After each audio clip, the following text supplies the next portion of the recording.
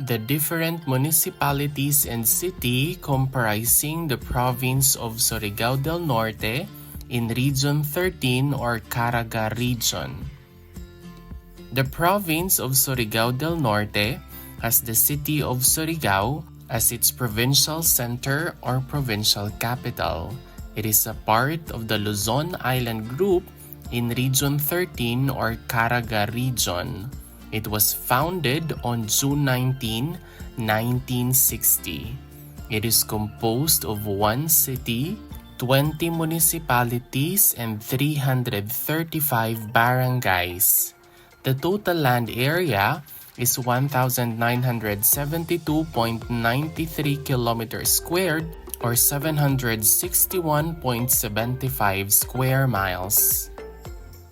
The province of Surigao del Norte is bordered clockwise from the north by the Surigao Strait, Dinagat Islands, Dinagat Sound, Philippine Sea, Surigao del Sur, Agusan del Norte, Lake Mainit, and the Bohol Sea. The different municipalities and city comprising the province of Surigao del Norte are the following.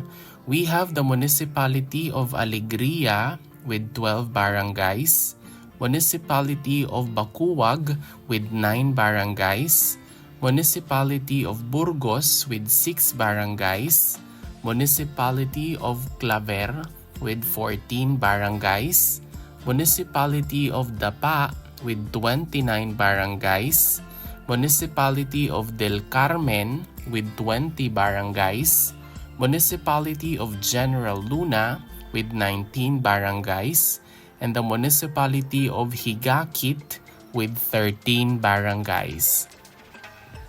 We also have the municipality of Mainit with 21 barangays, municipality of Malimono with 14 barangays, municipality of Pilar with 15 barangays, municipality of Placer with 20 barangays, municipality of San Benito with 6 barangays, municipality of San Francisco with 11 barangays, municipality of San Isidro with 12 barangays, and the municipality of Santa Monica with 11 barangays.